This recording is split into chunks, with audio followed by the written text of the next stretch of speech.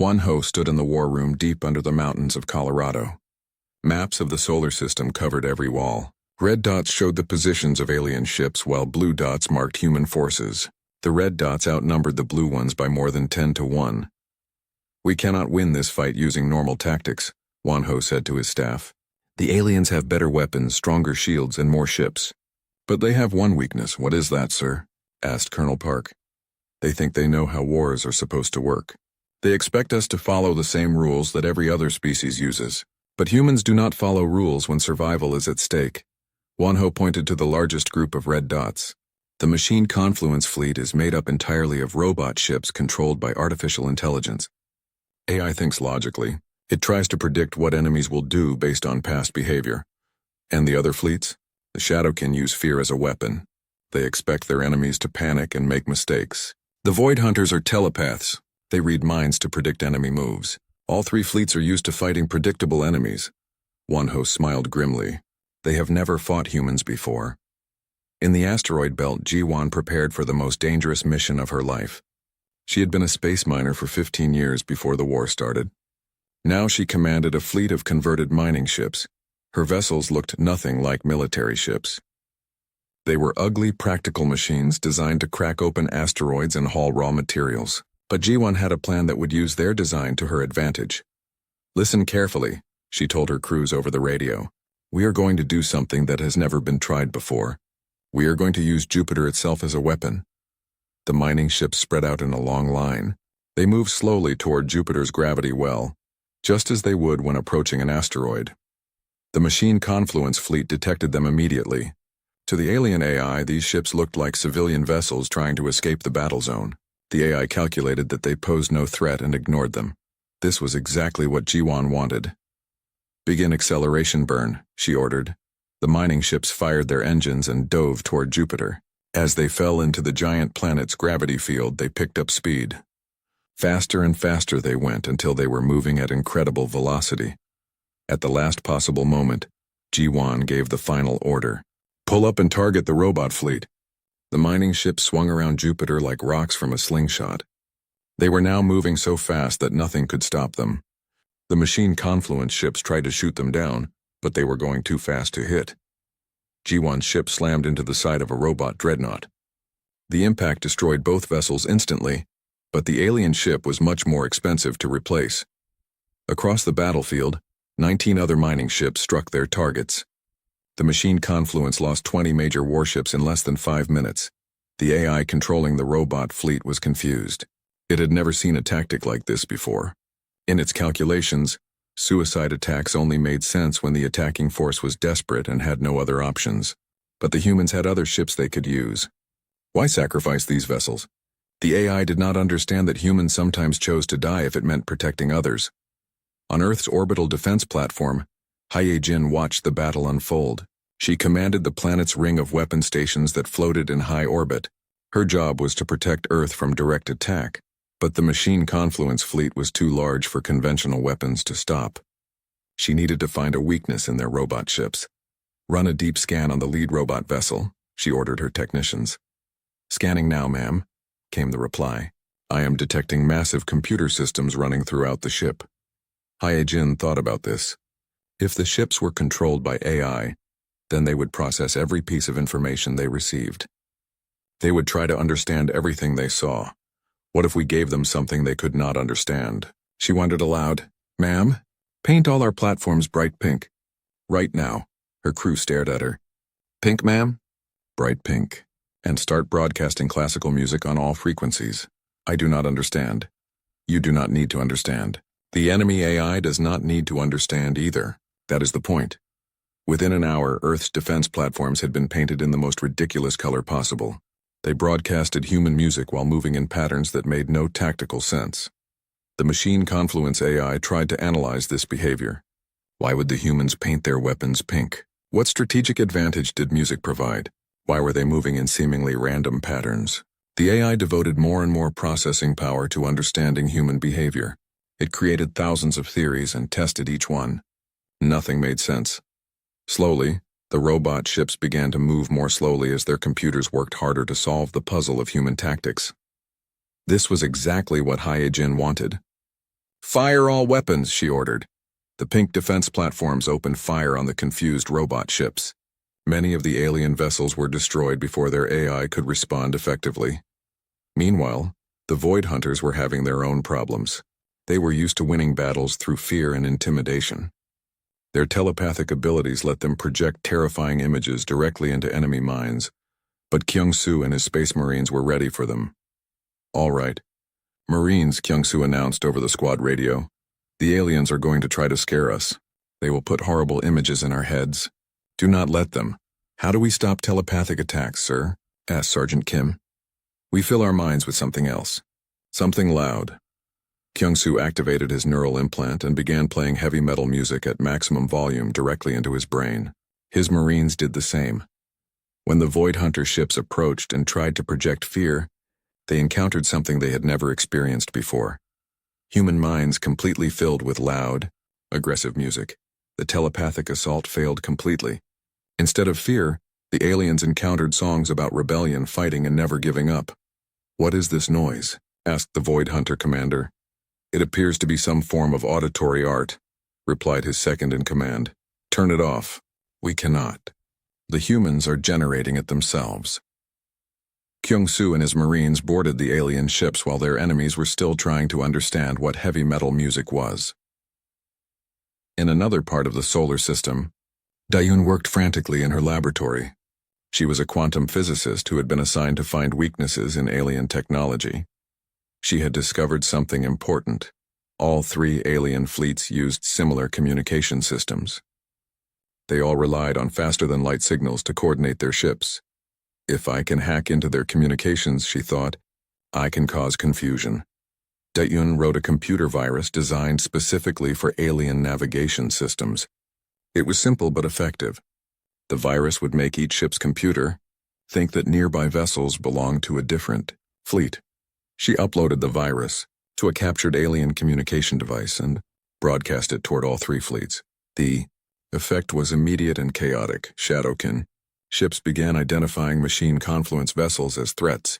Robot ships targeted Void Hunter ships as unknown hostiles. Void Hunter vessels prepared to attack anything that was not clearly marked as friendly.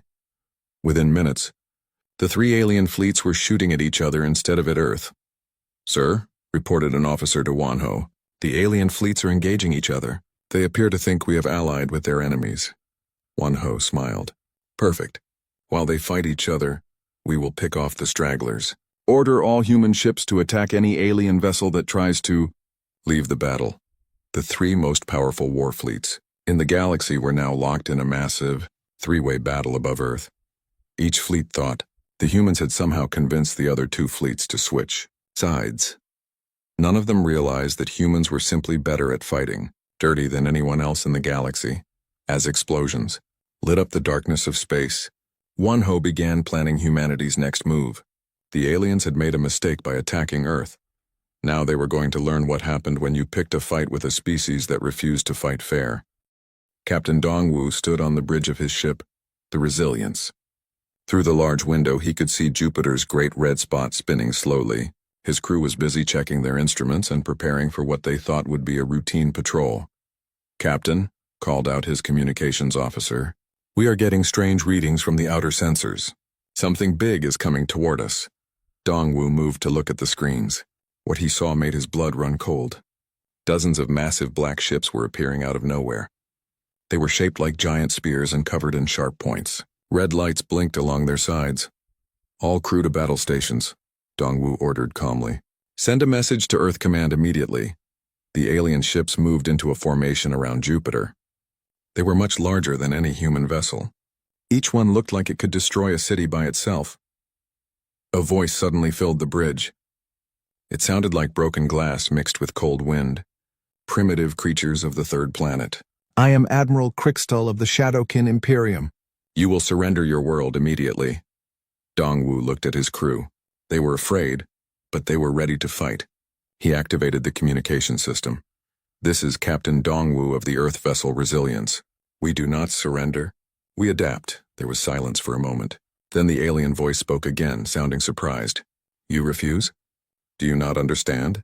We have weapons that can destroy your entire planet. Your technology is like toys compared to ours. Maybe, Dongwu replied. But toys can still hurt you if you're not careful. On Earth, Minho sat in the underground command center.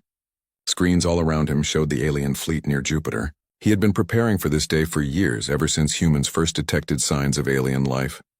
Sir, one of his officers reported, the alien fleet has 57 vessels. Each one is at least 5 times larger than our biggest ship. Minho nodded. What about their weapons? Unknown, but energy readings suggest they are very powerful. And our defenses? All orbital platforms are armed and ready. The lunar bases are prepared for battle. Every human ship within 10 hours travel time is moving to Earth. Minho studied the tactical display. The humans had about 300 ships total, but most were small. They also had nuclear weapons, but the aliens probably had shields that could stop them. Sir, another officer called out, the alien admiral is broadcasting to the entire planet. The voice of Krikstal filled the command center. People of Earth, your military has foolishly refused our offer of mercy. We will now demonstrate why resistance is pointless. On the screens, 3 alien ships moved toward the asteroid belt between Mars and Jupiter. Human mining stations floated among the rocks, extracting metals and ice. No, Minho whispered. The alien ships fired beams of purple energy. The mining stations exploded instantly. Hundreds of human workers died in moments, you see, Krikstal announced. Your people are like insects to us. Surrender now, or we will destroy your cities one by one. But instead of fear, Minho felt something else. Anger. The aliens had just made their first mistake. They thought destroying civilian targets would scare humans. They were wrong. All units, Minho spoke into his microphone. This is Earth Command. The aliens have killed our people. Show them what happens when they threaten humanity. Near Jupiter, Dongwu received new orders. He was to attack the alien fleet using a new tactic that Minho had developed. It was based on studying old human wars. Yunji, Dongwu called to his chief engineer. Are our nuclear missiles ready? Yunji looked up from her console. She was young but very smart. Ready, Captain. But their shields will probably stop them. Not if we use them the right way. Launch all missiles, but do not aim at their ships. Sir, aim at the empty space around them. Set the missiles to explode in a pattern. Yunji understood immediately. You want to create a nuclear cloud? The radiation will interfere with their shields. Exactly. And while their shields are down, we hit them with everything else. The Resilience fired 20 nuclear missiles. They spread out and exploded in a huge sphere around the alien fleet. The space filled with radiation and electromagnetic energy. Shields are fluctuating, reported the weapons officer on Krikstal's ship. Impossible, the alien admiral said. Their primitive weapons cannot affect our technology. But the human missiles were not trying to penetrate the shields. They were designed to confuse them. And it worked. Now, Dongwu ordered. Every human ship in the area opened fire at once. Lasers, missiles, and railguns all targeted the same alien vessel. With its shields confused by the radiation, the attacks went through. The alien ship exploded in a ball of fire. Krikstal stared at his screens in shock. How is this possible? They used nuclear weapons as a distraction. On another human ship, Yunji was having her own problems. Her vessel had been damaged by alien return fire. The life support systems were failing, and her crew was running out of air. But Yunji was an engineer. She looked at problems differently than other people. Captain, she said to her commanding officer, I have an idea. It is dangerous, but it might work. What do you need? Permission to modify our air recycling system. To do what? To make it explode. Yunji worked quickly. She rerouted the life support system so that it would release all the ship's atmosphere at once. But instead of just venting air, she mixed it with fuel and ignited it. Her ship flew directly at an alien destroyer. At the last moment, she triggered her improvised weapon. The explosion was enormous. The alien ship was caught completely off guard. Its shields were designed to stop energy weapons and missiles, not a ship that had turned itself into a giant bomb. The destroyer was destroyed. Back on Earth, Su-Bin monitored communications from across the solar system. She was starting to see a pattern in the alien fleet movements. Sir, she reported to Minho, I am detecting 2 more alien fleets approaching Earth. They are coming from different directions. Minho frowned.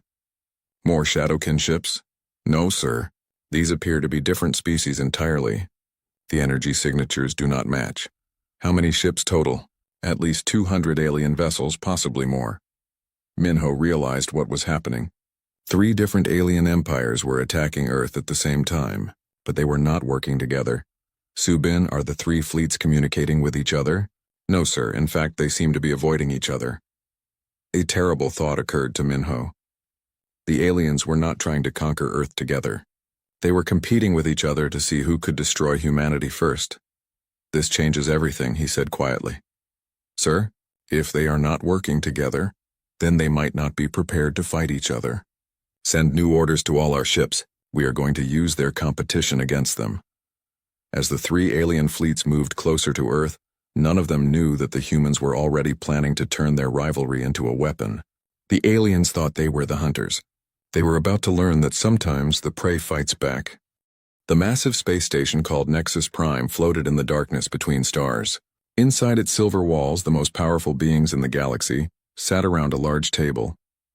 The Galactic Council was meeting, and something had made them very worried. Hyunwoo walked into the Great Hall. His blue skin marked him as a member of the Krillian Empire. He carried a datapad in his 6-fingered hands. The other council members looked at him with curious eyes. Fellow council members, Hyunwoo said in a calm voice, we have a problem. 3 of our most dangerous enemies are moving their war fleets. They are all heading to the same place, so... Jin leaned forward in her chair. Her people, the Vorthons, had green scales that shimmered under the lights. Where are they going? She asked. Hyunwoo touched his datapad. A hologram appeared above the table. It showed a small blue planet orbiting a yellow star. They are going here. A world called Earth. It sits on the edge of our galaxy. Taemin laughed. His tall, thin body shook with amusement. Earth? That tiny world with the primitive creatures? Why would anyone waste time on such a useless place? The creatures are called humans, Hyunwoo explained. Our reports say they have only just learned to travel between stars. They have simple weapons and old technology. They are listed as a level 2 civilization, Yejin spoke up. Her voice sounded like music, which was normal for her people. I know about humans. They fight among themselves constantly. They use crude weapons that explode. Very primitive indeed. The council members began to talk among themselves. They found the idea funny. Why would 3 powerful star empires attack such a weak world? Jinho stood up from his seat. He was also from the Krillian Empire, but he wore the dark uniform of a military officer. You should not laugh, he said seriously. The Shadowkin Imperium has sent 50 warships. The Void Hunters have gathered their death fleet. The Machine Confluence has awakened their robot armies. These are not small forces, so what? Taemin said with a wave of his hand. Even 100 ships is too much for such a simple world. The humans will surrender in minutes. Nara moved silently to the front of the room. Her people were known for being very good at gathering secrets. She had pale white skin and large black eyes. When she spoke, everyone listened. I have been watching these 3 empires, she said quietly. They are not working together. In fact, they hate each other. But they all chose the same target. Do you know why? The room became quiet. Nara continued. Each empire wants to test their new weapons and tactics. They think Earth is perfect for this. The humans are smart enough to provide a real fight, but weak enough to lose quickly. They want to use this battle as practice before they fight each other. So Jin frowned. Practice? They are using an entire world as a training exercise? Yes, Nara said. The Shadowkin want to test their new mind control weapons. The Void Hunters want to try their fear tactics on a species they have never met. The Machine Confluence wants to see how well their robot soldiers fight against biological enemies. Hyunwoo looked at the hologram of Earth. The humans do not know what is coming. They have no idea that 3 war fleets are heading toward their world. Should we warn them? Yejin asked. The council members looked at each other. Taemin shook his head. Why? This will be over very quickly. The humans will either surrender or be destroyed. Either way, we will learn valuable information about our enemies. Jinho stepped forward. I disagree. I have studied human military history. These creatures are dangerous in ways you do not understand. Dangerous? So Jin laughed. They cannot even travel faster than light without our old technology. What could they possibly do against star empires? They are unpredictable, Jinho said firmly. Every other species in the galaxy follows certain patterns. When facing a stronger enemy, most creatures either fight or run away.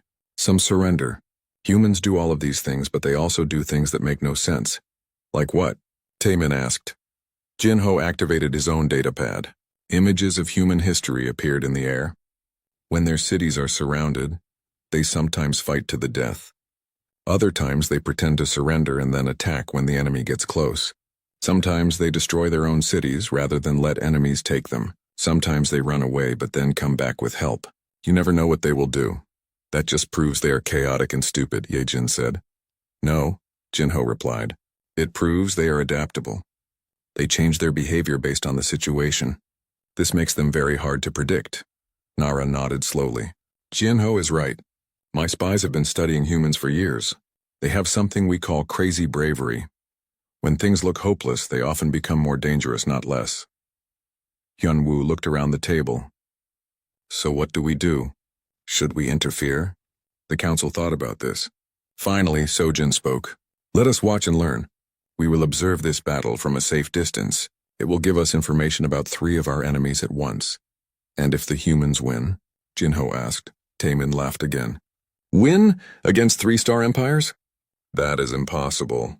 The humans have maybe a few hundred small ships. Their enemies have thousands of powerful vessels. This will not be a battle. It will be a demonstration. Besides, Ye-Jin added, even if the humans somehow survive the first attack, they have no way to fight back. They cannot travel to other star systems quickly. They cannot build new ships fast enough. They are trapped on their little world. Nara made some notes on her datapad.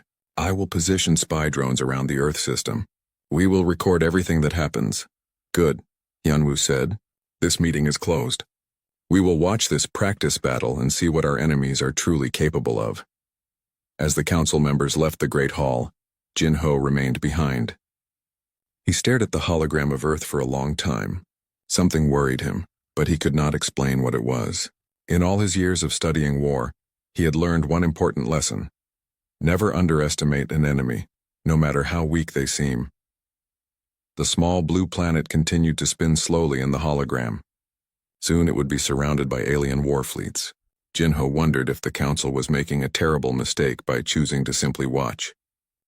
The Galactic Council's emergency meeting was very different from their last gathering. This time nobody was laughing. Hyunwoo stood before the great table with his hands shaking slightly. The holographic display behind him showed the battle raging around Earth. Explosions filled the space between 3 massive fleets as they fought each other and the small human ships. Council members, Hyunwoo began, his voice tight with worry. I must report something that should be impossible. The humans are not losing. Sojin leaned forward in her chair. Her green scales had turned a darker color, which happened when her people were stressed. What do you mean they are not losing? Look at the numbers. 3-star empires against 1 primitive world. The numbers do not tell the whole story, Hyunwoo replied. He activated the display showing recent battle footage. Watch this. The council members saw human ships that looked like they were held together with metal tape. Some had pieces missing. Others appeared to be mining vessels with weapons bolted onto their sides. These crude ships were somehow defeating alien vessels that cost more than most planets made in a year. This must be fake, Taemin said, but his voice was uncertain. It is not fake. Nara spoke from the shadows at the edge of the room. My spy drones have been recording everything. The humans are using tactics that violate every principle of space warfare. Show us, Ye-Jin demanded. Nara activated her own display. The council watched in stunned silence as human ships painted bright pink destroyed robot vessels by confusing their AI. They saw mining ships use Jupiter's gravity to achieve impossible speeds. They watched human soldiers defeat telepathic aliens by playing loud music in their own heads.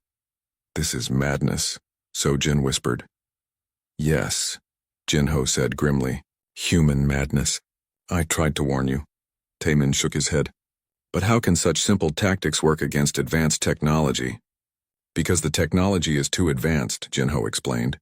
The alien weapons and shields are designed to fight other advanced weapons. They are not prepared for nuclear bombs used as distractions or ships that turn themselves into missiles. Nara brought up more data. I have been analyzing human behavior patterns for the past 6 hours. I found something disturbing. What? Hyunwoo asked. I cannot find any patterns. Every other species in the galaxy has predictable responses to different situations. Humans appear capable of any response at any time. Ye-Jin tried to understand this. That is impossible. All intelligent life follows certain rules. When faced with superior force, creatures either fight, flee or surrender. There are no other options. Humans do all three, Nara replied, sometimes at the same time. Sometimes they flee while fighting. Sometimes they surrender while planning an attack. Sometimes they fight when fleeing would be safer. She showed them more footage, human ships retreating from one battle while launching surprise attacks in another location. Human commanders who surrendered their ships but programmed them to explode when aliens tried to board them. Human civilians who evacuated their space stations but left behind booby traps. They are completely unpredictable, Nara concluded. Taemin attempted to process this information. But if they are unpredictable, how do they coordinate with each other? How do they plan battles? That is the most frightening part, Jinho answered. They do not seem to need detailed plans. They adapt to new situations instantly. When one tactic fails, they immediately try something completely different. So Jin activated her own computer terminal. I want to run simulations of human behavior. If we can understand their thinking patterns, we can predict their actions. She began entering data about human tactics into her advanced prediction software. The computer was designed to analyze any species and determine how they would respond to different situations. After several minutes, the computer made a sound that the council had never heard before. It was an error tone, but different from normal errors. What is wrong with your computer? Hyunwoo asked. Sojin stared at her screen in confusion. It says the analysis is impossible. The computer cannot create a behavioral model for humans because their responses do not follow logical patterns. Try a different approach, Taemin suggested. Sojin tried again, using different analysis methods. Each time her computer failed to understand human behavior. Finally, the system displayed a message that made everyone in the room uncomfortable. Warning: subject species exhibits non-standard intelligence. Prediction algorithms cannot process paradoxical thinking patterns. Non-standard intelligence? Yejin repeated. What does that mean? Before anyone could answer, alarms began sounding throughout the space station. Emergency lights flashed red.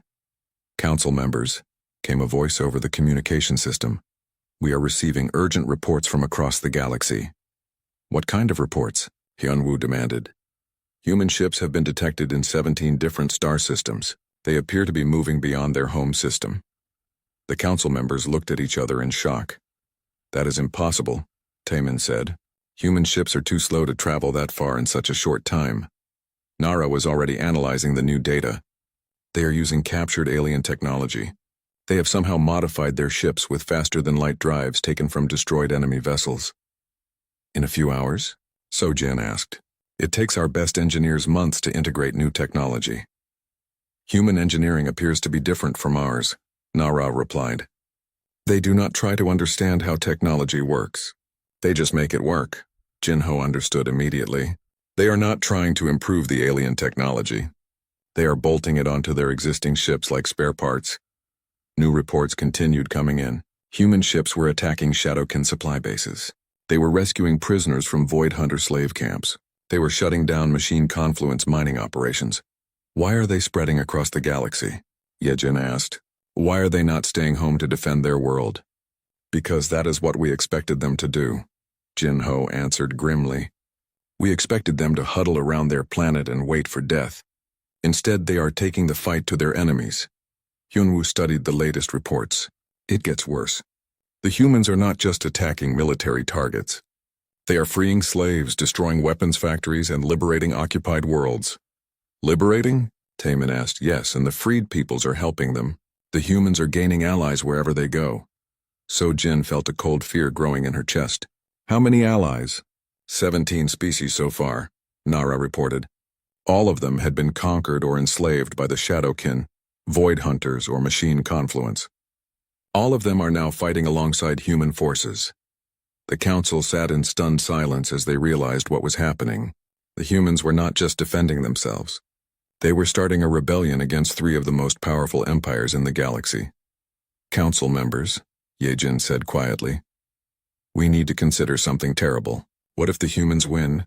Win? Taemin laughed, but it sounded forced. 1 primitive species against 3-star empires?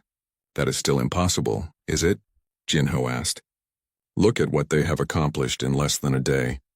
They turned a 3-against-1 battle into a 3-way war. They captured advanced technology and learned to use it immediately. They freed multiple worlds and gained new allies. And, Nara added ominously, they are just getting started. Hyunwoo brought up a new display showing human ship movements across the galaxy. They are not moving randomly. There is a pattern here. They are systematically attacking the supply lines and communication networks of all three empires. They are trying to isolate the enemy fleets, Jinho realized. If the aliens cannot get reinforcements or new orders, they will be trapped.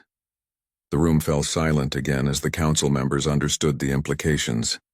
Finally, Sojin spoke the words that everyone was thinking but nobody wanted to say. What if we are on the wrong side of this war? The question hung in the air like a toxic cloud. The Galactic Council had always stayed neutral in conflicts between other species. But if humans could defeat three-star empires, what did that mean for the balance of power in the galaxy? And more importantly, what would humans do to species that had chosen to simply watch while their world was attacked? Captain Dongwoo stood on the bridge of his new ship. It was not really one ship, but pieces of 4 different vessels welded together. The front half came from his old human vessel, the Resilience. The middle section was from a captured Shadowkin destroyer. The engines were taken from a Machine Confluence robot ship, and the weapons came from a Void Hunter cruiser. The ship looked terrible, but it worked. Captain, his communications officer called out, "We are approaching the Proxima Centauri system." Shadowkin supply base detected ahead. Dongwoo smiled. This would be humanity's first attack beyond their own solar system. The aliens thought humans were trapped around Earth, defending their home world. They were about to learn how wrong they were. All ships, this is Captain Dongwoo.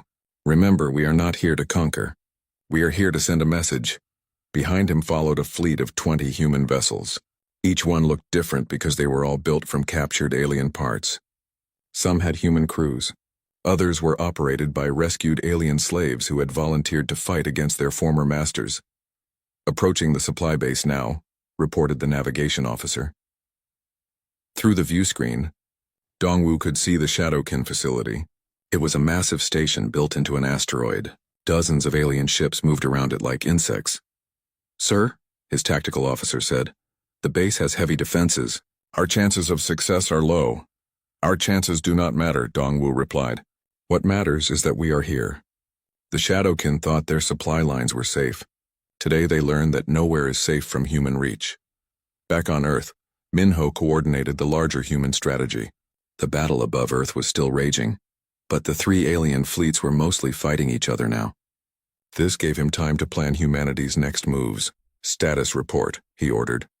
"Sir, we have confirmed human forces in operation across 12 star systems," came the reply. "Captain Dongwoo is attacking Shadowkin supplies at Proxima Centauri. Commander Jiwon is striking machine confluence facilities in the Wolf system. Major Kyungsu is liberating Void Hunter prison camps near Vega." Minho nodded with satisfaction. The alien fleets had come to Earth expecting an easy victory. Instead, they were trapped in an expensive battle while humans struck at their home territories.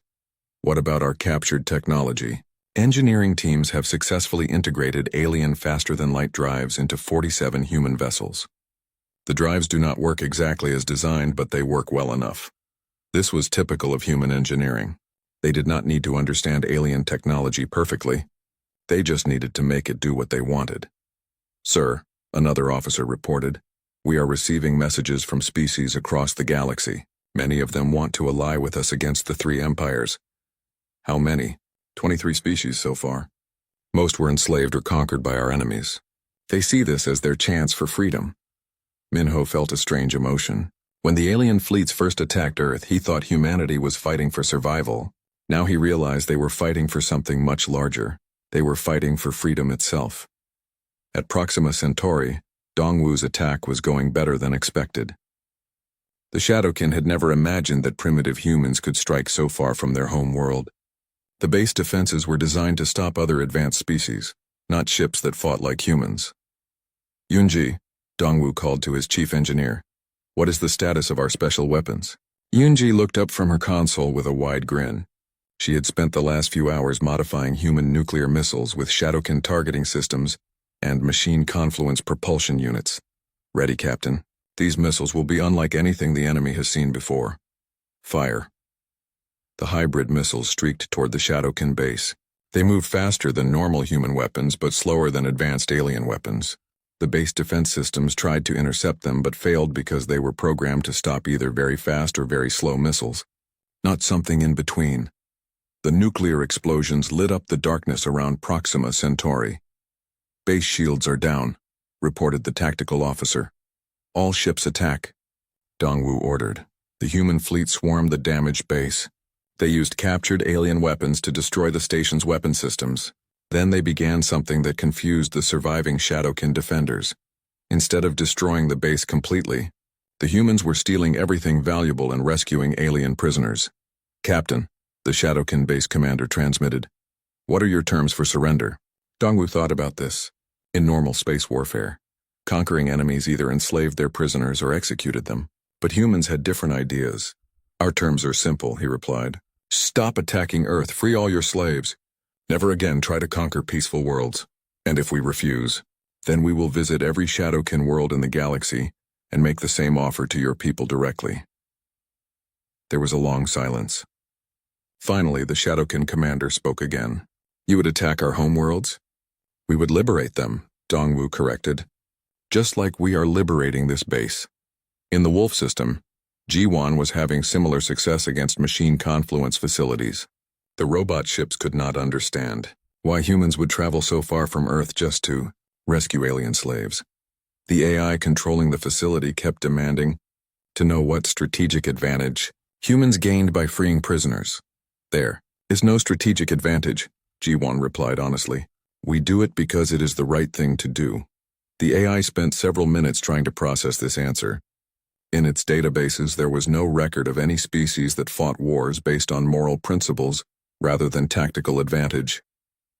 While the AI was confused, human Marines stormed the facility and freed 300 alien prisoners. Each freed prisoner became a potential ally in the growing fight against the three empires. Near Vega, Kyung-soo and his Space Marines had discovered something that made them very angry. The Void Hunter prison camps were not just holding captured soldiers. They were holding civilian families, including children. "Sir," one of his Marines reported, "the prisoners say they have been here for years. Some of the children were born in captivity."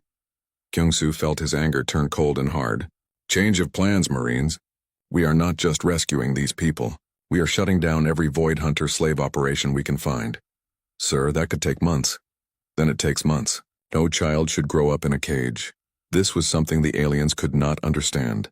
Most species fought wars for territory, resources, or political power. Humans seemed to fight wars because they did not like injustice. Back on Earth, Dawn was working on her most ambitious project yet. She had been analyzing the communication systems of all three alien empires. She discovered that they all used a central network to coordinate their fleets across the galaxy. "If I can hack into this network," she thought, "I can cause chaos throughout their entire military structure." She had already written virus programs that confused individual ships. Now she was creating something much more powerful. A virus that would make every alien military computer think it was under attack by its own allies. "Sir," she reported to Minho, "I am ready to upload the master virus. But once I do this, there is no going back. It will cause massive confusion throughout 3-star empires."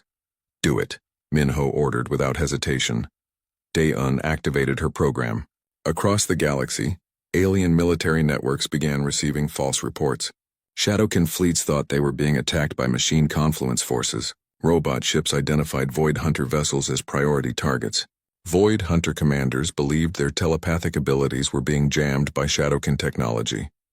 Within hours, the three empires were fighting each other on dozens of different worlds. "Sir," an officer reported to Minho, "we are receiving surrender offers from 17 different alien commanders. They want to negotiate peace treaties. What should we tell them?" Minho thought about this carefully. Humanity had started this day as the target of 3 hostile empires. Now they were in a position to dictate terms to their enemies. Tell them we will consider peace treaties, but only if they agree to 3 conditions. First, they must free all their slaves and prisoners. Second, they must stop attacking or conquering other species. Third, they must pay compensation to every world they have damaged. And if they refuse? Minho looked at the tactical displays showing human ships across the galaxy. Each group was small, but they were everywhere. The aliens could not predict where humans would strike next because humans themselves did not know. They simply attacked wherever they found injustice. If they refuse, Minho said quietly, then we continue fighting until they change their minds. For the first time in galactic history, three-star empires were being forced to negotiate with a species they had tried to destroy. The hunters had become the hunted and humanity was just getting started.